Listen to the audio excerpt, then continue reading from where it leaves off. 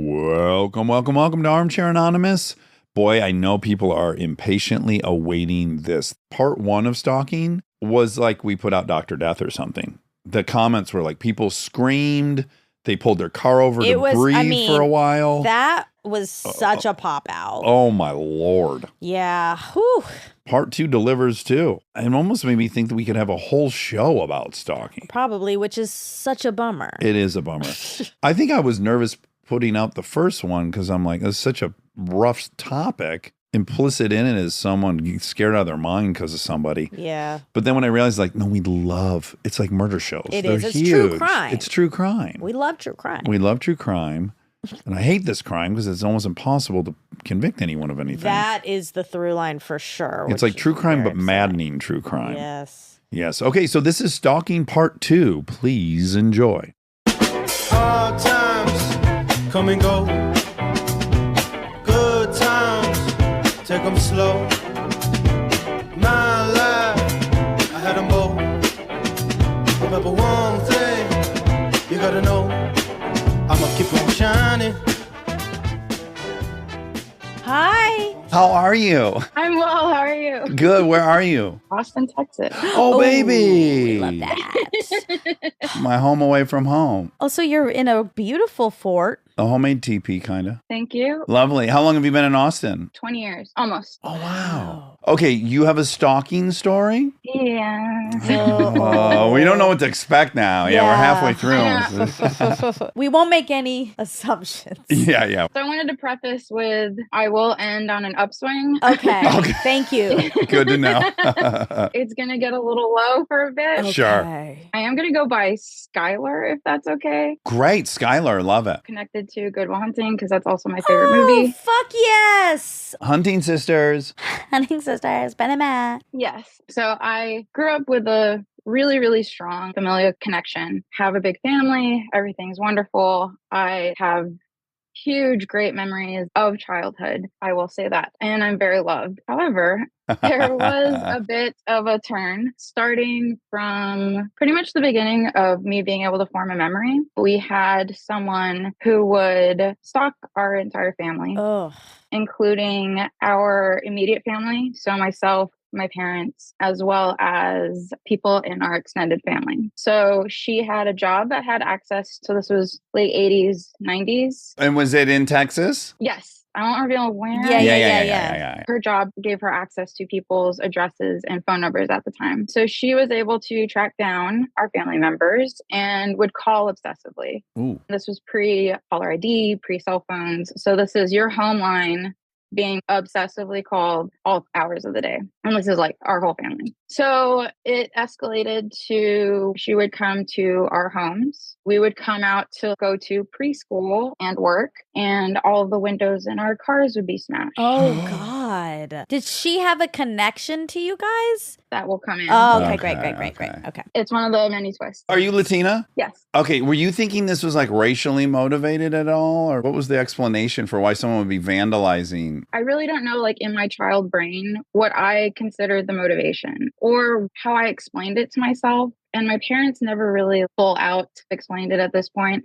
It was just, there's a crazy person, quote unquote. And so I had no idea. So this continues. There's more incidents where she would show up. I was at my grandparents' house one day with my little cousin. She showed up with a gun. Oh my God. My uncle and my grandfather had to chase her off the property and eventually get her out. My grandmother had to take me and my cousin into the restroom, lock us in there. This is so traumatic. It's a lot. Yeah. We eventually moved. She found us there. When you guys would go to the police, what would the police say? So the explanation from police is that something physical has to happen. Ugh, that's so the vandalization, stuff like that. You couldn't prove it. And so she was always gone by the time police would come. Yeah, in the 80s and 90s, the cops were like, well, we got to catch her murdering you, and then we'll know. That's now, too. Yes, well, that's one of the things with stalking. It's a rough one. So we move. We get a nice new house. It's 2-story. My bedroom's in the front, on the second floor, and she would come just to kind of torment us, and especially me. She would come and park in the driveway and shine her lights into my bedroom window. So like I would know she was there, just an Yeah. intimidation. It was all just Yeah. intimidation Ugh. with like slight violence. It got to the point where I was in such an anxious state that I would army crawl along my floor to avoid the windows. And nobody knew I was going through this stuff. It was just what I did as a child to like cope. Nobody really understood anxiety at that time, I think also. Yeah. Or the long-term effects of this on your brain. Yes, we'll also get to that. So there were more incidents that happened. She tried to run my mom and I off the road at one point, and that's actually what got a restraining order. And so we would take her picture to my school, show them, let them know she's never allowed. I wasn't allowed to play outside alone. I would always have to have an adult around. We had a cul-de-sac. She would come and park in the cul-de-sac and just stare while I Oh was my outside God. until I just like ran inside. I have a terrible guess of why this is happening, but I'll patiently wait. Yeah, I do That'll too, but probably let's Yeah. see. Relatively accurate. Yeah. So eventually I start figuring out that dad is a little bit of a womanizer. There we go. Mhm. Yeah. He is an addict, which I already knew Does he live with you guys though? up until I was about 8. But then things continued. So on my 11th birthday, which Capricorn, Boom. Oh. yeah, and also day after Christmas. I know you guys mentioned that as like the worst yeah, birthday. bad timing. Oh, wow. Yeah. That's a real fuck you. Yeah, it is. But I actually really like it. I don't know. I love the fanfare around the time. So yes, we would do this thing every morning of my birthday after my parents' divorce. My dad would come over. We'd watch the news. They would send in my picture, and the news would like show your picture and like, Happy yeah. birthday. That's a pretty good clue of how small of an area you lived in, by the way. That's so cute. So he would come over, we would watch the news and see my picture and celebrate. And so he comes over, we get a phone call. My mom answers it and she says and it says a name. And I'm like, oh, it's my cousin calling to wish me a happy birthday. So I go to the phone, answer it. She is on the other line. She starts yelling all kinds of crazy things. And it's just like one giant rant of basically me and your daddy had sex and you have a brother. Oh. And so Oh my God. she just starts yelling this at me. I scream. 11th birthday. Wait, why did your mom give you the phone when she knew? She gave a fake name. Oh, She my gave the name of my God. cousin. Ugh. So at this time there was caller ID, but she would do it to where it came up as out of area, Right. or it would come up as block number, like a number that wasn't public. Our whole family ended up making our numbers private, you know. Oh, sure. And so she lied to get to me, said that. I scream. Dad comes running in, yells at her, cusses her out, you know. They convince me, they sit me down and they say, she's just trying to hurt you. Oh This boy. it's not true. This is their big opportunity to come I clean. know. Yeah, I know, and they blow I this one. Yeah. know. But you're 11. It's like oh God. Oh, wow. Oof. Yeah. So I am convinced this is nothing. It's her trying to hurt me. And I'm like, okay, great. Carry on in life. A few months later, sit me down again. CPS had been called on her for my brother. He was found not in great shape. And so they removed him from the home. And my dad was going to attempt to have custody. And so at that point, they did have to let me know, obviously, Yeah. that I have a 3-year-old brother, not just a new brother, a 3-year-old brother. Right. Yeah, you've had one for 3 years. Ah. So fast forward, I guess, a little bit. This carried on a little bit more. She was a lot more careful about it, especially with everything with my brother and custody. And it was rough because I was almost forced to be around her at times because she would have to come pick up my brother, or if they had like supervised visitations, I would have to tag along in the car while my dad went and did all this. So it was a lot of just situations that I did not know how to get out of and I couldn't really comprehend at that time. And just like my little childhood brain was not putting it all together. No, I don't think the adults in the situation can even manage Yeah. this level of craziness and stress. Yeah. And so eventually things tapered off. I moved to Austin and was, kind of freed in a way. At what age did you go early? 20. 20. Okay. And so moving here really gave me kind of like a second lot on things and a freedom to like not be afraid of who's around me. Yeah. Yeah. I'm a hyper vigilant person. How could you not be? Yeah, Yes. exactly. And so, I moved here. As I was getting older, I started piecing together more and more things from my childhood. And in my 20s and early 30s, it really drove me into like a deep kind of depression and anxiety of trying to figure out like, who do you trust if you couldn't even trust your family growing up? Yes. Who do you trust if you like your parents lied to you for so much, which I know it happens, but also that was my narrative is like everybody goes through shit. And so I just kept saying like, well, everybody goes through shit. Everybody goes through shit. And then a couple of times in my 20s and like early 30s, I talked about what I had gone through and they're like, not everybody goes through that shit. Yes, Exactly. yes. I know exactly what you're saying. Or you have like a boyfriend or a girlfriend and you're kind of hearing about their childhood and you're like, oh, okay. Well, boy, they got lucky. Yeah. You're like, oh, that's nice. Yeah, that sounds really nice. It's weird because it's such a juxtaposition where I had these beautiful experiences in childhood, especially with my parents. From the outside, everything looked great. And then even talking to some of my family members, I'll tell them what happened growing up. And even they're kind of unaware of like the depth of everything. Yeah. And so I went through a real ditch for a bit. So I've been a private chef for a while and I always jam out while I'm cooking because it takes away my anxieties also. Yeah. And I hadn't listened to the podcast yet. Your podcast came out, Dax, I've always been a fan. And so that was the first podcast I ever listened to was when you guys came out. Fell in love with you, Monica. And we have like a lot of dingles along the way. I have literally listened to you guys almost every day since you've been on. And so I started doing the work. And one day I was sitting on a beach somewhere that I was private chefing and a friend had joined me and we're talking. And I was like, I think I'm ready to start dating again. And she was like, are you? And I'm like, yeah, I think so. And so she's like, list out all of your crazy things, like what your dream person is. I listed out. A few minutes later, I get a message on Instagram from a person who was from my past. And on my list was someone from my past that could come back in and knew me before I was like really, really down. Yeah. And I was like, I think I've done the work between stalking and lying and all this stuff that really created this anxiety and like bubble of unknown for me. Like I didn't know how to get out. I was like, actually, I've always really liked this person. This is the person that like really outlines everything that I would want. And so fast forward to a couple weeks later, he ends up asking me out on a date. We go on a first date and we reconvened and now we've been together for almost 3 years. Yay, I love it. This is such a happy and he's ending. a Vulner boy. Oh, no. Yay.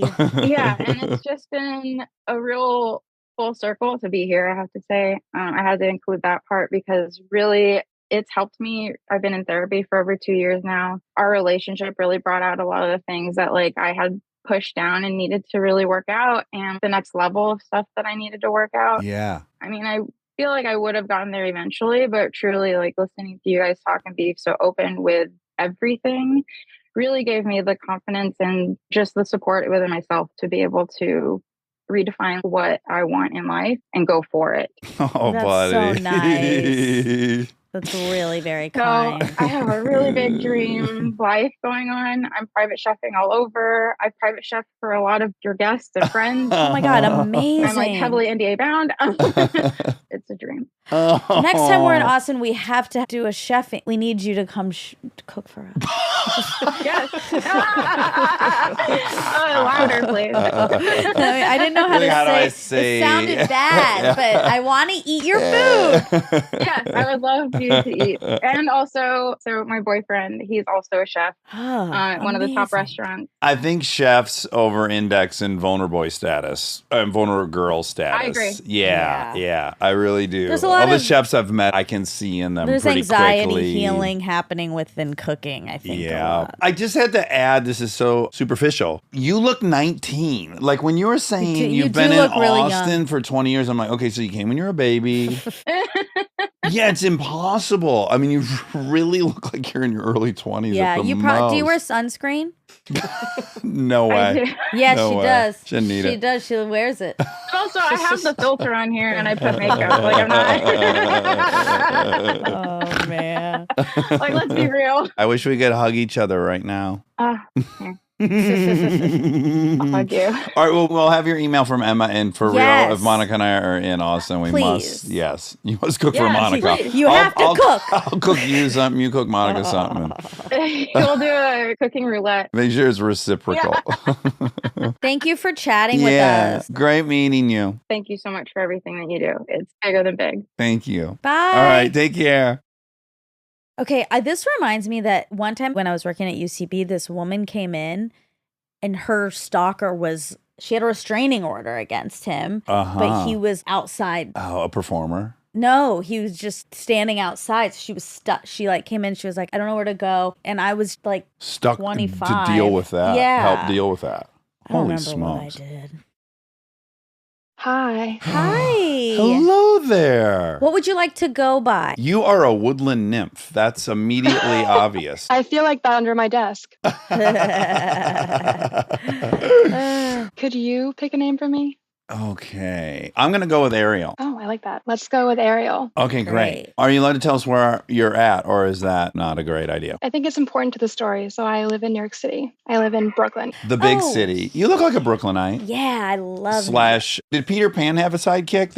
Wendy. Tinkerbell! Oh, Tinkerbell. Yes, Yeah, there it is. Tinkerbell. I'm wearing green. Is it because I'm wearing green? No, you have a very sweet, magical looking face. Oh, thank you. That's the best compliment ever. I'm sincere about this. Okay, so you're in Brooklyn, and it is relevant to the story. Should I just jump into it? Yeah, just jump let's in. Hear it. First of all, after submitting my story to the show, I went back and fact-checked a few things, and I've updated a few details. Great. Okay. My memory of this time period feels hazy, and I think maybe that's a way that my brain is coping, but I'm fine now. Okay. Well, it's good to know that. But I have some notes here for that reason, like to just keep me on track in case I get lost. So this takes place in 2019. I was 21 years old and I was living in New York City. I was on Tinder when I met a guy, and I guess we need a fake name for him too.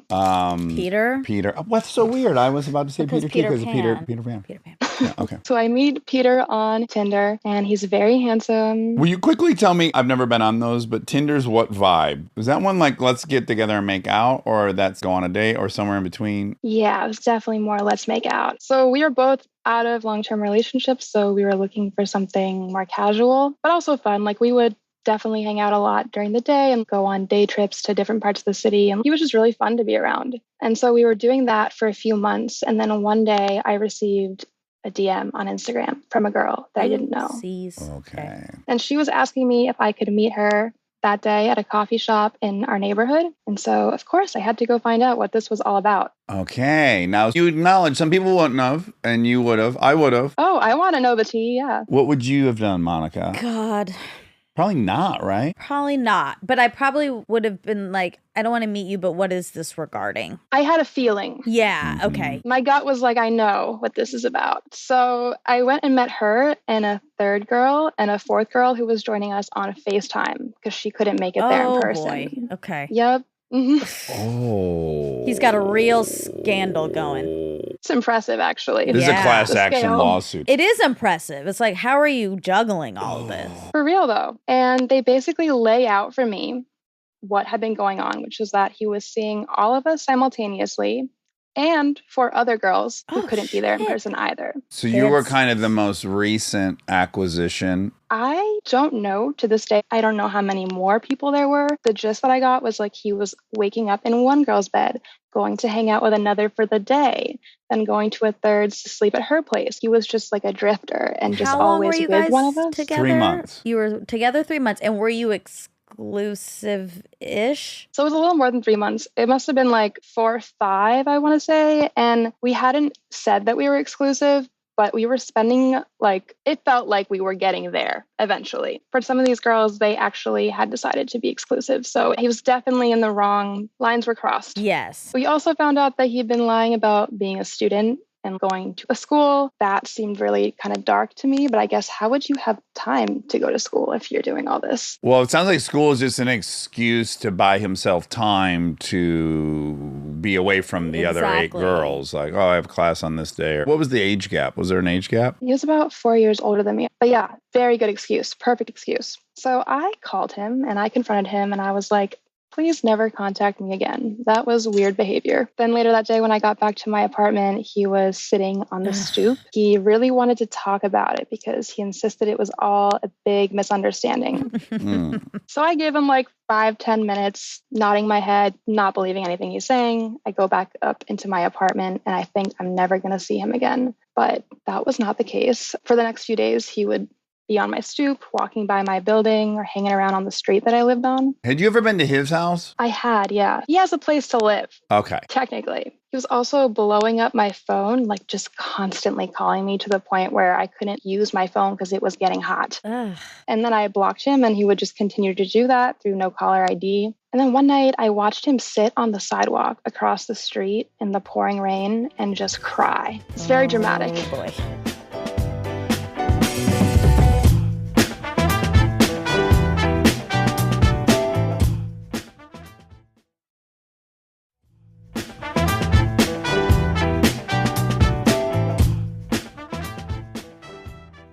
At any point did he say, yes, there's all these people, but I actually am in love with you, and so I'm willing to get rid of all this, and you are the one of these 12? That was exactly the story he was trying to tell me, yeah. Hard to know. Also possible. It doesn't matter. Doesn't matter. Yeah, she's matter. Not interested in being with someone who would ever do that. Of course, doesn't even matter, but is also interesting and relevant. It is interesting, yeah. Yeah, because there's two versions of this. He's going to all 8 of them and saying they're the ones and crying. Or Ariel is the one that he's like, oh, fuck, my behavior's caught up with me and I'm about to lose a girl that I actually am in love with. I'm a sex addict, but I'm in love with. I don't know. It doesn't matter. You're not going to be with them, but it's also interesting. My theory now is that he saw me as like an easy target because I had a lot of empathy. I'm naive. I was younger than the other girls. Okay. And so him crying on the sidewalk, definitely looking back now, I'm like, that was a great way to manipulate me, pulling at my heartstrings. Yeah. And I think I made the mistake in the beginning of trying to talk to him and reason with him. I begged him to just cut it out and go home. I tried asking kindly. I tried asking angrily.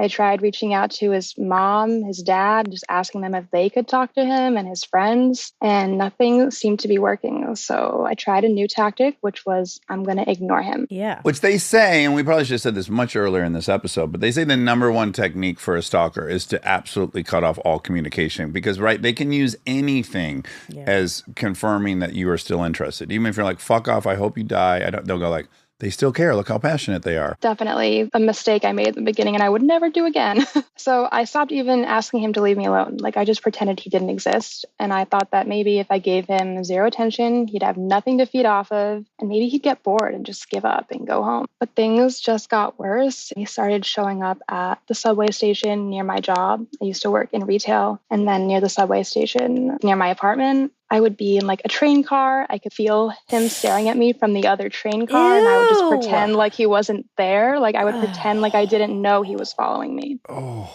God. And then he'd pull the whole like calling my job and just breathing into the phone multiple times a day, which I'm assuming was him because I don't know anyone else. Yeah, it was definitely him. Safe to say that ignoring him was not going well. And then one night I got off the train after getting off of work and I was walking home in the dark and he just sort of appeared, kept my head down. And I was just trying to like walk faster, just get home as fast as I can. And like I said, the ignoring him was not working him. It turns out it just made him mad. And eventually I was just full on sprinting and he was chasing me. No. What was the duration from the breakup till the chasing at night? Probably 3 weeks. That was the night I actually decided to file a police report and get a temporary order of protection. I thought that it would be enough to make him stop, but it seemed like there was no impact on his behavior whatsoever. Even the temporary restraining order? Yeah, that's when I got scared. I wasn't really scared until that point where I'm like, oh, you're so crazy. That's not even going to stop you. Like, you don't care. Oh my God. And then his actions just seemed to get more bold. He would come into my apartment building and knock on my door and try to talk to me through my apartment door. He threw rocks at my window at night and he started to message and harass my family and friends, which is where I was like drawing the line. Like, you shouldn't message my younger sister. That's crazy. So I lost track of how many times he was arrested for breaking the order of protection, just because I would call them whenever something like this would happen, especially when I saw him outside on my stoop and I needed to go to work or go somewhere. But whenever they'd get there, usually he'd already be gone and there was nothing they could do. Sometimes they would catch him around the corner trying to get away or whatever, but he was arrested so many times and I'm sure racked up I don't know how many felonies at that point because it had turned from temporary order protection to a more serious one. Every time he was arrested, he would just be released and be back doing the same thing after 24 hours, like 4 days max. And I'd know when he was out because my phone would just start blowing up again. Oh, oof. I think maybe he was able to do this because his family is pretty wealthy and they had political connections. I'd like to have more faith in our system, but I think that definitely played a large Well, part in it. certainly answers a question I had about how is he supporting himself? He clearly can't have a job and have this sex addiction and the stalking. Yeah, mommy and daddy. Ugh. And you told the parents. So they're in the know about this. They knew exactly what was going on. And I had tried to reason with them. Like, I think at one point I was like, I'll do anything. I'll drop the charges if you can just make him stop. It's ruining my life right now. And I just need to like get up and go to my job and go to classes. Like, I have a life that I need to be living. And I was trying to do that as normally as I could, but it was so disruptive and time consuming. Did you stay in touch with any of the gals you had this coffee with to find out if they too were being stalked by him? I was. They were not experiencing any of this. I don't think he would have had time for to, but yeah, he surprised me before. Right. The detective assigned to my case would give me rides to work some mornings, and then there would be like a patrol car parked outside my apartment for hours. It seems like they were like working in shifts, but it didn't stop. After another one of those incidents, I was in my kitchen with a police officer, and he was like, I'm not supposed to tell you this, but like this isn't the first time that he's done this. He has a history of this sort of behavior. So that was also really scary. I'm like, okay, not only does he not care about it now, he's never cared about it. And then around this point is when he started to post these concerning social media posts, like photos on his story where he's definitely on top of like the Williamsburg Bridge and looking down on the water. Uh-huh. And then he posted a photo from the roof of a building, like looking down at the sidewalk. And it took me a second to realize that was my building. He was on top of my roof. No. Oh, fuck. I called the police. I explained to them, he's on my roof. Can you please like help me? And when they arrived, they couldn't find him on top of the roof and they got annoyed with me. They were like, you're taking time away from other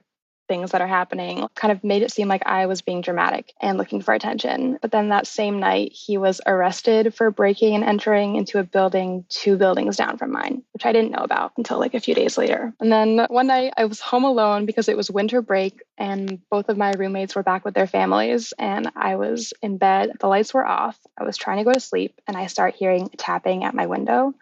And I had a fire escape right outside my window. Oh, no. So I knew probably what was happening. And my plan was like, I'm going to lay here and ignore it and play dead. The lights are not being turned on. He needs to think that I'm not here. But then I could hear him getting into the window somehow. Like, I don't know how he managed to open it. It seemed like it was like a knife or something, but it was an old building, so it probably wasn't that hard. And then I ran to the kitchen to get a knife with no intention to actually use it. I was just like, I'm going to have this in my hand so that he knows I'm serious. As he like comes through the window, I'm like, I've called 911. They're on their way. You need to exit through the front door of my apartment. And I'm like escorting him out with the knife in my hand, which I was surprised by how easy it was to do that when you had a knife in your hand.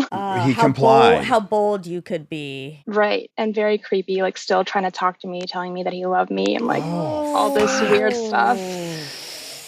And then when he left, I think I was so tired at that point. I didn't even call the police because what are they going to do when they get here? He's not here. Like, they're going to make it seem like I was looking for attention again. Around mid-December now. So all this had been going on for quite some time. Mid-December of what year? 2019. 2019. Okay. I woke up one morning and I saw that I had no missed caller ID calls. And I was like, whoa, what's happening? I opened my Instagram to find a post from one of his best friends. And it was like a tribute post. It was like, rest in peace, Peter. My God.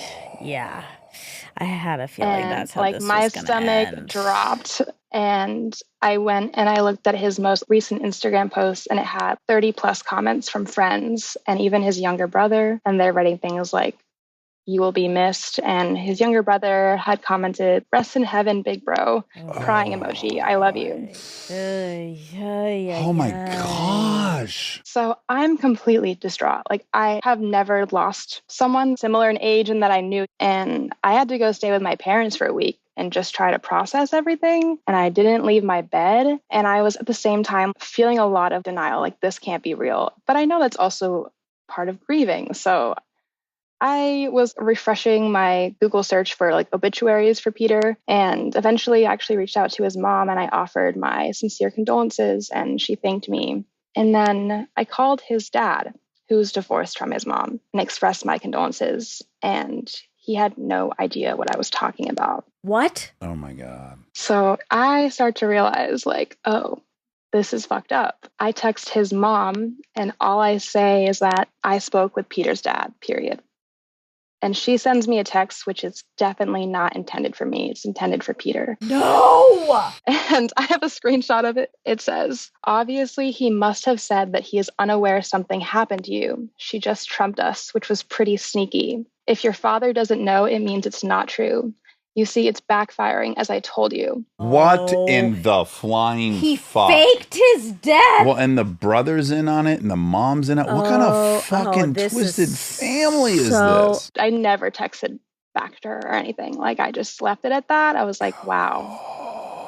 That's a whole new level of crazy. And after like a week and a half of me bawling my eyes out. Yes, and probably feeling weird guilt, even though you should never, but blaming myself, being like, oh my God, if not for me, this person would probably still be alive for a week and a half. That's a long time. You're a better person than me. If I would have woke up to no thing and I saw he killed himself, I'd be like, thank fucking God. I would feel relieved, and then I would feel a lot of guilt about feeling relieved. I would have felt happy, Exactly. and I would have strutted on the street and whistled, and I'd be like, yeah, it was him or me, and it was him. It was victory. Fuck, this is insane. Me now would do that. I trusted people. I think that's what feels so weird about that. So as soon as that happens, the no caller ID starts right back up. And I have to go back to Brooklyn because I need to go to work because I need to pay my rent. And I'm so tired that when the detective is like, there's not much else we can do for you. Like, we know how this plays out. We've seen it before. It doesn't go well for you. Did they advise you to get a gun at any point? No, they didn't. Why don't they arrest him permanently? I can't with the justice system. And even if they did, what would that do for him? He needs help. Yeah, but he can't be out on the street doing this to people, harming people. Yeah. And their recommendation was you need to relocate. And I'm like, great. So how do I pay for that? Because I need to break a lease. I need to move things. Are you going to pay for that? And they're like, no, but you can reach out to these domestic violence shelters. And I did. And obviously there's people on those lists that need help way faster. So I didn't have time like that. So I ended up selling a lot of my stuff, like my whole closet, and using my savings and breaking my lease and getting out of there. He did still continue to bother me even after I moved back to my parents for like maybe a few months, but over time it just slowed down. And then July 7th, 2021 is when he pleaded guilty to all the charges, and the court sentenced him to participate in like a mental health program. However, because of COVID, I don't actually know if he ever had to do it. Whoa, so you're still kind of living with this. He's out there. Oh my God. I don't feel scared of him anymore or the situation. Do you spy on him at all, like with a phantom account? I don't even want to go there. There was a few other incidents that are notable that happened since I moved back to my parents. On January 23rd, 2021, I got a call from my DA, and that was like, have you heard from him? Because he is a missing person right now. And I think what happened was that he was pulling the fake death thing again on someone else because they found him a few days later. Fuck. This is wild and terrifying. It's crazy, yeah. When I'm talking about it, I don't really feel like it's real. You're probably disassociated a bit from it, which you have It's to great. for survival. I hate to prescribe the source of the problem is a man, but I also think if we could get some renegade buck in there like me who's just dying to defend somebody, can we get like a watchdog? Could you fall in love with a hillbilly? Who could I call? I need a service for that, honestly. Yeah, I volunteer. Like, I want to be there and I want to see him on the thing and I want to go out there and just beat the fuck out of him. When he comes back, I'll beat the fuck out of him again. And after 12 or so ass beatings, I feel like that might be the only solution left because the cops aren't helping. So maybe it's time for some bounty law. I actually saw him in person once. So I moved back to New York City. I wanted to finish my degree and I got all that done. But it was the summer of 2022 and I was sitting in Bryant Park having a snack on a bench, and I, out of nowhere, like I wasn't even thinking about him. I just had this like intense feeling that he was about to walk in on my right hand side. In my head, I counted down. I was like 4, 3, 2, 1, and he walks into the park.